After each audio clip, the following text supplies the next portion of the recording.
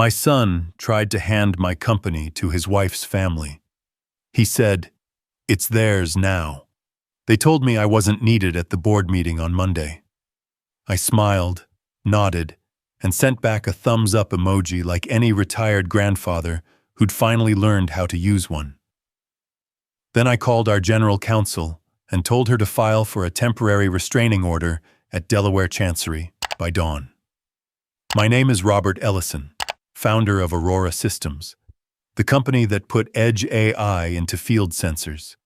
Everything from wildfire cameras in Nevada to vibration monitors on Navy tarmacs. I built it with solder burns on my fingers and a second mortgage on my first house. Now my own son, Daniel, and his wife, Vanessa, want me out, so they can carve up the company and roll the choicest divisions into her private equity fund's portfolio. You're about to hear how a family dinner became a proxy fight, how a wedding toast turned into a term sheet, and how consent cards, cheap, glossy rectangles of cardstock, nearly sold a legacy for parts. If you've ever watched ambition corrode a family from the inside, comment below with the moment you first knew something was wrong. I'll show you what I did when my son told me to stay home, how I turned a boardroom into a courtroom. Let's begin. I turned 68 on a Friday that tasted like metal. The steakhouse had been Daniel's choice. One of those midtown San Jose places where hedge funds celebrate exits and everyone pretends to love the noise. The hostess greeted us as the Ellisons and looked to my son, not to me, when she said, "Your private room is ready." There's a specific way power moves when it thinks it no longer has to explain itself. It stops making eye contact with the person who paid for the room. Vanessa was in winter white, clean, deliberate. Her hair pulled back in a way that said she needed to raise her voice. She kissed my cheek like a publicist kisses a client and slid into the seat beside Daniel, not across from him. They flanked each other like co-chairs. I ended up in the spot closest to the waiter's station. We ordered a bottle of Napa Cab that I'd once bought futures on, and Daniel raised his glass. "To Dad," he said loudly, without looking at me. "To everything you built, and to the future we'll build next." Vanessa's smile tilted, almost invisible. "To stewardship," she added, and let the word hang like a chandelier. I've been in enough venture conference rooms to know when a toast is also a press release. My fork slid under the edge of my napkin, and I felt that old, adolescent urge to flee, like the time I hit reset on my father's Zenith and erased his Super Bowl game. Back then, I was 12. Now I was an executive chairman with a pacemaker. "So," I said lightly, "how's the quarter shaping up?" Daniel had an answer preloaded. "We're strong on defense orders. The wildfire pilot in Washoe County is getting extended. But the capital markets are allergic to hardware again." He shrugged. "Vanessa's team thinks we should consider a strategic partnership." "Which means what?" I asked, though I could guess. Vanessa tapped her phone. "We're seeing a window for carve-outs. Stonebridge Capital would anchor a newco for Aurora Field Systems. We'd spin it with a clean balance sheet, private governance, fast track to scale." "Sell my right arm so the left can clap," I said, smiling. "It's not selling," she said. "It's releasing trapped value." When the porterhouse came, I barely tasted it. Vanessa kept seasoning the table with phrases like unlock, de-risk, synergies, non-core. Daniel nodded, a metronome of acquiescence. At dessert, he mentioned Monday's board meeting. "It's mostly comp packages and audit timing, routine," he said. "You could skip it if you want. Maybe take Mom to Carmel." "Your mother died 5 years ago," I nearly said, and then remembered he meant my second wife, Lydia. the yoga instructor with the quiet laugh who repaired me like a careful mechanic. She was at home icing her knee. Routine, I repeated. That's a relief. We did the candles, a forced cheer. When the room emptied, I lingered to sign the check. The waiter set down a leather folio. My hand hovered, then moved to the place where a tip belongs when you want someone to remember what happened. I wrote thank you in block letters and added a number that looked like an apology. Out on Market Street, Daniel hugged me. Seriously, Dad, take the weekend. You don't need the grind anymore. Maybe the grind needs me, I said, soft enough that it sounded like a joke. We've got it, he said. Let us carry it forward. I watched them walk away, heads together. When a couple shares a phone at chest height while walking, they aren't looking at photos.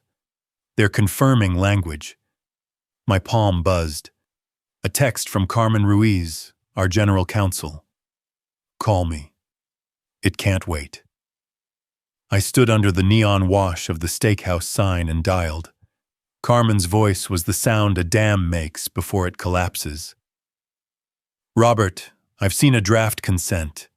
There's a move to reconstitute the board on Monday. They're calling it Refresh. Kirkland drafted it. The sponsor is your son. I pressed the phone to my chest, sudden heat rising behind my eyes. Somewhere a valet whistled for a car that didn't stop. Send me everything, I said. And Carmen, don't go home. I crossed the street, and the crosswalk counted down from 10 like a fuse. Carmen's email arrived before I reached my car. The PDF preview showed written consent of the Board of Directors of Aurora Systems, and Vanessa's fund had already countersigned the term sheet. I didn't sleep. Lydia brought me tea and a brave face. She knows my worst nights by the way I stare at the thermostat. At 2 a.m., I opened Carmen's packet and read every page as if it were a ransom note. The term sheet was clean, polished, inevitable, Stonebridge Capital to lead a carve-out of Aurora Field Systems, our edge AI sensor business, at a valuation that punished the present to reward the buyer's future. A bridge loan from a J.P. Morgan/Goldman syndicate. Covenants laced like tripwires. A new CEO to be identified. The board consent would expand the board by 2 seats, refresh 2 others, and create a special committee to evaluate strategic alternatives. Translation: they would evaluate how to sell what I loved to people who didn't love it. I clicked the exhibits. One name tightened my throat. Earl Stanton, our retiring audit chair, penciled in as honorary advisor.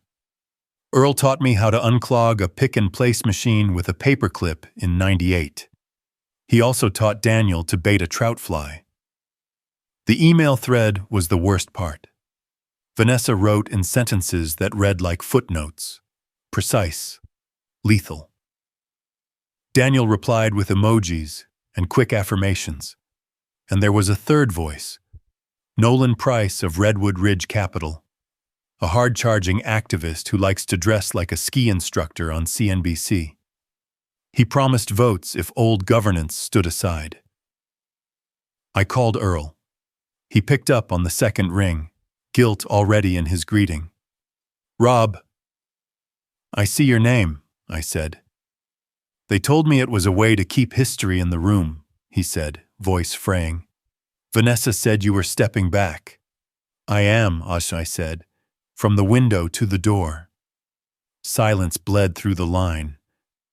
I didn't mean, you don't have to explain, I said, but you do have to choose. I hung up and wrote a list of the people who owe their mortgage to a moment in a lab when a prototype finally worked.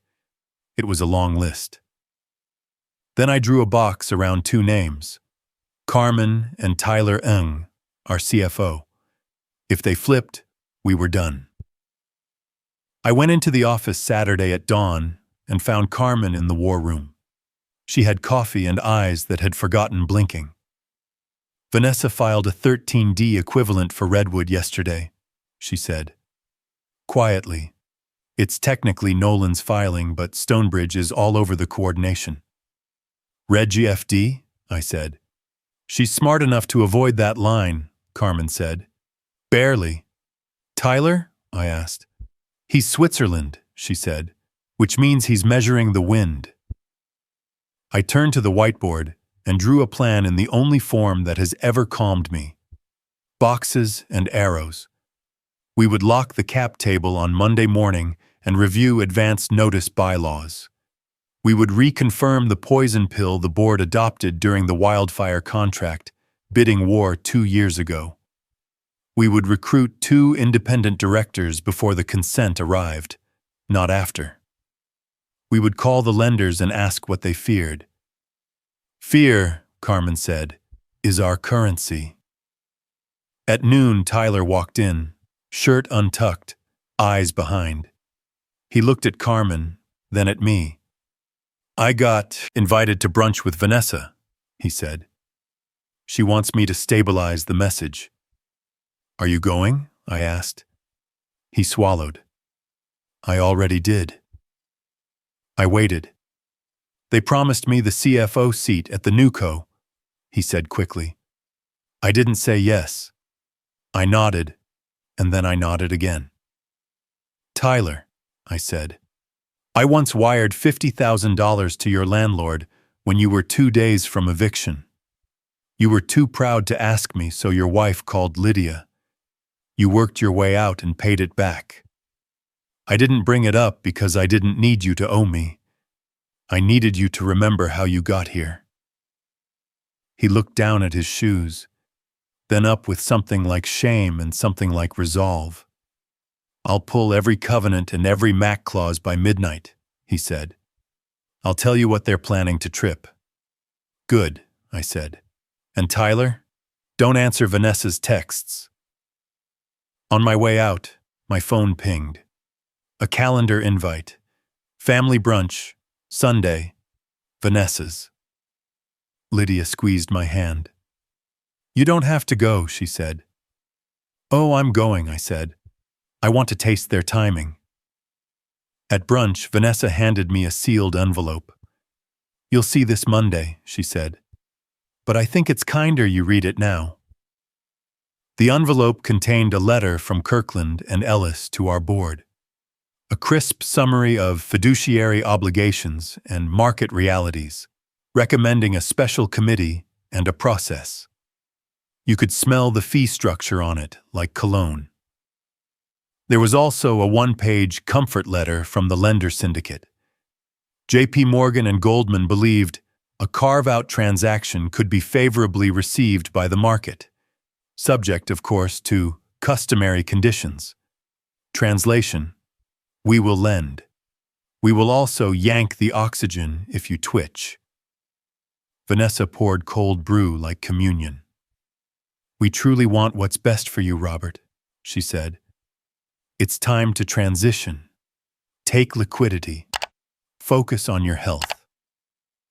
I thought you wanted stewardship. That's what you toasted to. And that's exactly what this is, she said. Stewardship of value. I pretended to study the family photos. Lake Tahoe, Christmas in matching pajamas, my hand on Daniel's shoulder like a brand. In the glass, I saw Daniel watching me the way a lifeguard watches a ripple, hoping it's not a child. I asked about Thanksgiving. Vanessa said they'd do the in-laws this year. We'll FaceTime. Of course, I said, smiling. We weren't talking about turkey. That afternoon, Tyler sent me his covenant memo. The lenders had their fingers on 2 triggers. EBITDA deterioration in the wildfire program, seasonal, not structural, and a change in control definition wide enough to drive a carve-out through. If a special committee blessed a sale, the banks could insist on revised terms, that is, worse ones. If I resisted and they could paint me as non-cooperative, They might hint at a default scenario. At 5 p.m., I called Marcia, our head of investor relations. If ISS or Glass Lewis backs a refresh, where do we land? 50-50, she said. Retail loves you. The big index funds will follow the advisors unless we make this about long-termism and mission. Mission, I repeated. We sell mission to our customers and to ourselves. The trick is not to believe your own deck. I drove to campus and walked the production floor. The smell of solder, the small roar of fans. This is a church for people who build. A line worker named Manny stopped me. Heard you're stepping back, he said cautiously. From the window to the door, I said again, and he laughed politely at the joke that wasn't one. Back in my office, Carmen spread out printouts like a fortune teller's cards. We need 2 independents we trust, she said. Tonight. One with DoD credibility, one with governance spine. I called Admiral Lisa Trent, who ran Pacific Fleet Cyber until last summer, and Harold Voss, the retired CFO of a medical devices company, who once told a CEO to sit down on an earnings call. Both answered the phone because they are the kind of people who still answer phones. By midnight, our slate was ready. By 1 a.m., Lydia had fallen asleep on the couch with the legal pad on her lap. I covered her with a blanket and checked my pulse without thinking. Steady. For now. At 3 a.m., Nolan Price went on Twitter and teased a case study in entrenched legacy blocking innovation. He added a fire emoji. Men like Nolan are never asleep. They're just waiting for the rest of us to wake up so we can witness their productivity. At sunrise, an email landed from J.P. Morgan. We've been made aware of potential Reg FD issues around Aurora's wildfire program. Can we speak before market open? The subject line might as well have said, "We smell blood." There's a line in every fight when you stop trying to calm the situation and start building the case. For me, it came at 7:12 a.m. Monday, 2 hours before the routine board meeting I wasn't needed at. I dialed the banker. You've been told we're mishandling wildfire data, I said without preamble. I didn't say that, he said. We've heard the program is at risk. From who? I asked. He exhaled. We talked to all stakeholders. Then listen to this one, I said, and put Marcia on. She walked him through the pilot milestones, the extension notice from Washoe County, the updated burn model accuracy. Then Tyler joined and walked through the Q4 cash profile if the carve-out distractions spooked customers. I could feel the banker shrink a little through the line. Men who live by rumored weather don't like umbrellas shoved into their hands. Appreciate the color, he said. We'll revert postboard. I hung up and looked at Carmen. We're done being polite. At 8 a.m., I convened an emergency governance committee, me, Carmen, and the 2 independents we'd spent Saturday recruiting. Carmen had drafted a rights plan refresh, the polite phrase for a poison pill, to cap rapid accumulations. We weren't blocking ordinary shareholders. We were blocking coordination disguised as activism. The Delaware lawyers told us where the cliffs were and how to edge along them without falling. At 9:30, I sent Daniel a text. Looking forward to the meeting. I'll be there. No reply. At 10 o'clock, I walked into the boardroom and took my chair. The room smelled like lemon wipes and ambition. Daniel looked surprised. Vanessa did not. She had the smile of someone who has already accounted for your reaction in their model. Dad, Daniel began, but Vanessa placed a hand on his wrist and stood. Mr. Ellison, she said. Formal. Before we begin, There's a matter of process. The board will entertain a motion to establish a special committee to evaluate unsolicited indications of interest in Aurora Field Systems. Unsolicited, I repeated. From whom? Market participants, she said. Carmen cleared her throat. Before the board considers that motion, the governance committee has an item. Her use of has rather than would like was not accidental. She slid a folder to each director. A refreshed shareholder rights plan limiting accumulations above 10% absent board review and a good faith standstill. It sunsets in 1 year. Overreach, Vanessa said smoothly. Kirkland will advise against. Skadden will advise for, Carmen replied. The room hummed, an invisible generator coming online. We took the vote. It passed. Barely. Earl couldn't meet my eyes. Vanessa pivoted. Then let's proceed to the motion for a special committee. She glanced at Daniel, who cleared his throat and spoke a sentence I had once told him I'd rather hear than I love you. I so move. Before we could vote, my phone buzzed. Marcia, CNBC. Lower third. Sources, Aurora Systems considering breakup. I looked up. The leak had opened the floor under us. Investors were already calling. ISS was watching. Lenders were calculating whether the rumor was the reality. I nodded at Carmen. She stood again. One more item. Advance notice bylaw clarification on nominations and business. We propose to adopt the updated form that requires full disclosure of derivative arrangements and coordination among stockholders.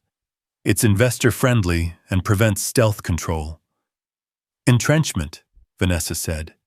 Transparency, Carmen said. We voted. It passed. Barely. We were at stalemate. 2 arrows knocked, both pointed at each other. The board would recess for lunch. Daniel stayed seated as the others filed out. He rubbed the back of his neck the way he did when he was 10 and genuinely sorry. Then he looked at me and found the adult face he wanted me to believe. I'm trying to do what's right, he said. So am I said. The difference is that I remember who we are when no one's watching. Dad, he said, you'll lose. Maybe, I said. But not today. As I left the room, Tyler slipped me a post-it with 4 words. Sunday leak. Vanessa's phone. He didn't look back. The leak cut us in places that don't bleed right away. Customers called to ask if we still believed in the platform. Suppliers asked if they should ship. Employees asked if their badges would still open doors next week. Suspense is a financial instrument. Some people know how to short it. I pulled Tyler aside. You're sure? I saw the metadata, he said. A draft went from Vanessa to a reporter she knows at a business channel. If I surface it, I break 3 laws and 2 loyalties. Which loyalty do you choose? I asked. He swallowed. Whichever one lets me look my kids in the eye. We didn't need the metadata. We needed leverage that didn't require it. Carmen worked the Delaware angle. I worked the human angle. I called Earl and told him a story about a summer when Daniel fell from a dock and Earl pulled him up by the collar while still holding his beer. You don't get to drop him now, I said. Not this way. He cried. I didn't. Sunday night, while most of Silicon Valley barbecued Labor Day burgers, I was at my kitchen table scanning the wireless for Nolan Price's next provocation. He posted a photo of a chessboard and tagged Vanessa. The caption, "Move fast." I texted Admiral Trent. We need you on CNBC at 6 a.m. to talk wildfire mission and continuity. She wrote back, "Tell me where to stand." At 11:48 p.m., Vanessa sent me a text. We can still do this as a family. Accept the special committee. Don't embarrass Daniel. I stared at the screen until the words doubled. She wasn't worried about my embarrassment. She was worried about discovery. At 12:03 a.m., I replied, "See you at the board meeting." At 2 a.m., I woke to Lydia sitting beside me, hands around a mug like a campfire.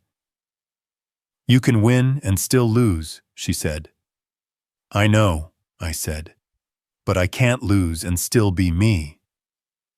Monday morning, Admiral Trent was on TV talking about the Northern Nevada pilot and the firefighters who called our sensor array their sixth sense. She said continuity saves lives. To say otherwise is to confuse spreadsheets with people. The anchors nodded because heroes make for better television than hedge funds. At 8:15 a.m., Carmen texted, "Kirkland just circulated consents. They're going to try to do it by written consent and walk into the room with a fait accompli." "Consent cards," I whispered to the empty kitchen. "The cheapest tools are often the sharpest." A courier arrived at my door with a legal envelope addressed to Robert Ellison for your records. Inside, a copy of the consents and a cover note, "We have the votes." I looked at the consents and felt nothing. Numbness is a defense mechanism that evolution gave to founders so they don't cry in parking lots. Carmen walked me through the numbers. "It's close," she said. "If Earl flips, they win. If he doesn't, we hold. Then we fight on process." "Process," I said. "The last refuge of the righteous." We needed something more than process. We needed truth, not the kind printed in a proxy statement, the kind that makes a person lean back in their chair and reconsider their allegiance. At 10 a.m., Tyler knocked on my door. He looked like a man who had decided to do something he would confess to his God and no one else. He slid a thumb drive across my desk. I stared.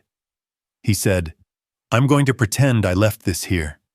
I'm going to pretend I don't know what's on it. And if you ever mention it, I'll tell you I'm not a lawyer, and I don't know what the word privilege means." "Tyler," I said softly, "are you sure?" He nodded. "My son asked me on Father's Day what I do at work. I told him I help good things get built. I didn't sleep that night." After he left, Carmen and I plugged in the drive. It contained emails, calendar invites, and a draft valuation deck. The deck had Stonebridge's letterhead and Redwood Ridge's fingerprints. It described our wildfire pilot as overhyped, our margins as decaying, and me as amenable to elder transition pressure. It proposed a bridge compensation package for Daniel to soothe his emotional volatility if I resisted. Carmen closed her eyes. "We don't need the leak," she said. "We have scheme." We called Skadden. The partner's voice had the buoyancy of a man who just found a ladder in a well. "This gets you a TRO," he said, "assuming you don't spike the ball before the end zone." "Translation," I said. "Don't tweet," he said. "File." At 1 p.m., we filed in Delaware Chancery for a temporary restraining order to enjoin the consents pending full discovery into coordination, conflicts, and disclosure. We attached the deck. We cited fiduciary duties so often I began to taste the words. At 2 p.m., I walked into the boardroom. Vanessa and Daniel were already there, calm, composed. Earl looked like a man sitting where lightning will strike. Carmen stood. "We're in court at 8, she said. "We're asking the Vice-Chancellor to restrain the consents. In the meantime, we propose the board adopt a hold separate on any carve-out negotiations and affirm the rights plan." "Panic," Vanessa said, almost sympathetically. "You're panicking because you're losing." "Projection," Carmen said. "You're projecting because you're worried about discovery."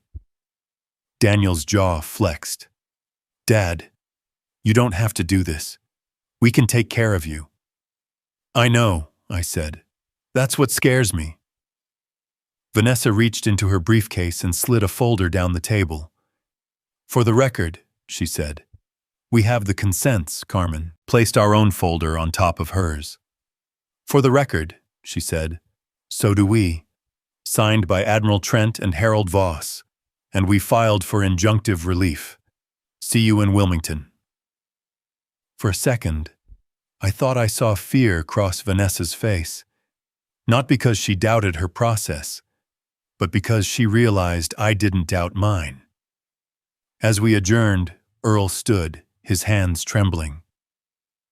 There's something Yauta to say, he said.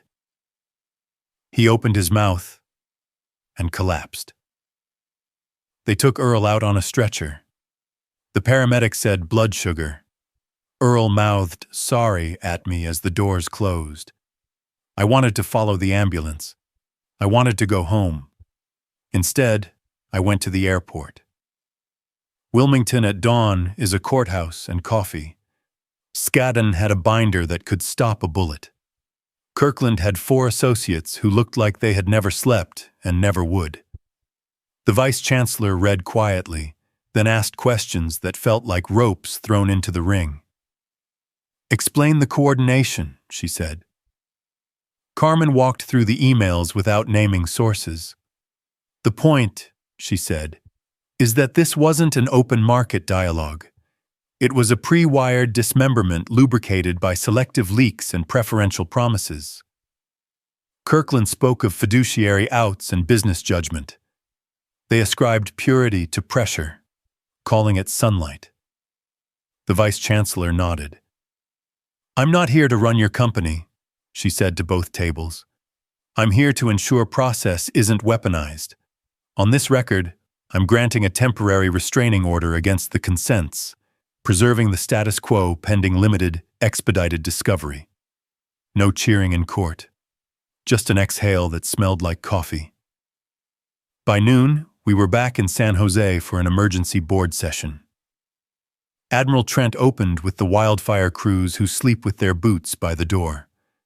Harold spoke to governance like a man sharpening a blade. Tyler presented cash flow and covenants cleanly. If he was afraid, he used fear as a straight edge. Carmen recommended 3 resolutions. 1. Affirm the rights plan. 2. Form a truly independent special committee with a hold-separate order and full autonomy. No Daniel, no Vanessa, no conflicts. 3. Appoint an interim CEO to lead operations during the review, someone respected by customers and employees. Who? Vanessa asked, bored. Carmen looked at me. I shook my head. It wasn't me. I don't need titles anymore. I need outcomes.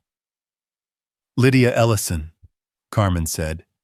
She's been COO of our disaster response volunteer network for 4 years. She's run logistics during wildfire season better than any MBA. She won't take the job permanently. She will take it now. It was the first time I'd seen Vanessa astonished. She recovered fast. You're appointing the founder's wife? Come on. The founder is out of the chain, Carmen said. The mission is not. We voted. It passed. Barely, then not so barely, as Earl's proxy, which we had secured before he collapsed. Tipped. And Harold looked at Vanessa in a way that suggested he was finished being polite. Daniel abstained, his face a wall. We broke. Reporters were already outside. Nolan Price tweeted a storm, then deleted 3 of them. The lenders called and said words like stability and gratified. ISS issued a note with the sentence you always want if you still believe in stewardship. We underscore the company's commitment to a disciplined process. In the hall, Daniel cornered me. His eyes were red, not with tears, but with the friction of a man whose story suddenly doesn't fit. You humiliated me, he said. I protected the company, I said. And you. I don't need your protection, he said. I know, I said. That's what scares me. Vanessa approached, fury cooled to legal temperature. This isn't over, she said. Discovery cuts both ways. Then let it cut, I said. Maybe it will carve away what doesn't belong. She smiled without humor. You think you've won because a judge paused the clock. But clocks restart. People forget. I built a company so firefighters wouldn't have to wait for luck, I said. I'm not counting on memory. I'm counting on character. She stepped closer. Daniel will leave with me, she said. He has options. I gave him options his whole life, I said. He can finally pick the right one. She turned and walked away. Daniel didn't follow, not yet. He looked at me, really looked, for the first time in weeks. What happens now? He asked. Now we do the work, I said.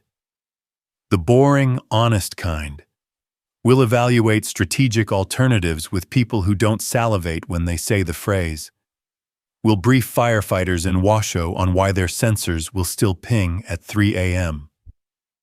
We'll pay suppliers on time. We'll tell the truth on our 10Q. We'll make a plan for your role that doesn't require me to disappear. He nodded, uncertain. And if I don't agree? Then we'll both live with the result, I said. I won't chase you, I won't punish you, but I also won't let you use our last name like a term sheet. He almost laughed. Then he didn't. That evening, the sun dropped behind the east foothills and turned the glass of our headquarters orange. Lydia stood at the window of the corner office we'd never planned for her to occupy, a lanyard around her neck and a look on her face that said she would return it tomorrow if tomorrow allowed. Admiral Trent sat with operations leads in a bullpen, mapping deployment schedules. Harold met with audit in a room that used to host birthday cakes. I walked the production floor again. Manny gave me a thumbs up without stopping his work. In the war room, Carmen pinned up a fresh sheet. No leaks, no heroes, no lies. I drove home alone. On the kitchen table, my birthday card from Daniel waited unopened. I slid my finger under the flap and found a simple message in his uneven left-hand slant. To the man who built something out of nothing, I hope I make you proud. I put the card back in the envelope and set it beside the sink. I was proud. I was also afraid. Those two feelings can live in the same room if you introduce them properly. That night, I slept for the first time in 3 days. When I dreamed, it wasn't about boardrooms or chancery judges. It was about a 12-year-old boy on a dock, a beer can on a railing, and a hand that refused to let go. Final beat. You asked me for a moral. Here it is. In a world obsessed with algorithms, the only code that scales is character. Stewardship isn't a hashtag. It's how you behave when the door is closed and nobody is keeping score. If ambition has ever tried to hollow out your family or your company, tell me in the comments the moment you realize the story needed a different ending. If you found something here that speaks to you, subscribe and check out the previous stories on my channel about power, loyalty, and the thin line between both. And if you know someone standing at the edge of a boardroom like a cliff, share this. Sometimes the difference between falling and stepping back is hearing how someone else survived.